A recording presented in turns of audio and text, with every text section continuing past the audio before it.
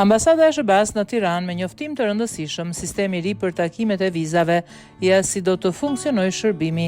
Ambasada e SBA-s në Tiranë ka dalë me një njoftim të rëndësishëm për të gjithë aplikuesit e vizave.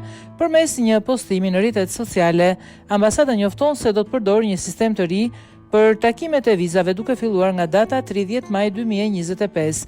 Siç bëhet me dije, përmes shërbimit të ri, aplikantët do të mund të marrin çdo informacion dhe shërbim të nevojshëm.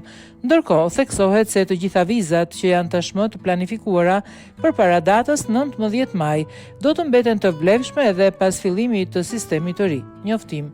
Ambasada e SBA në Tiranë do të përdorë një sistem të ri për takimet e vizave duke filluar nga data 30 maj 2025. Përmes shërbimit të ri, aplikantët për vizë do të mund të marrin informacion për vizë, të paguajnë tarifat e aplikimit, të planifikojnë dhe të ndryshojnë datat e intervistave dhe të marrin shërbime për dorëzimin e dokumentave. Për të zbatuar këtë sistem të ri, aplikantët për viza nuk do të jenë përkohësisht në gjendje të gjenerojnë flet pagesa ose të bëjnë ndryshime në orar nga data 19-29 maj.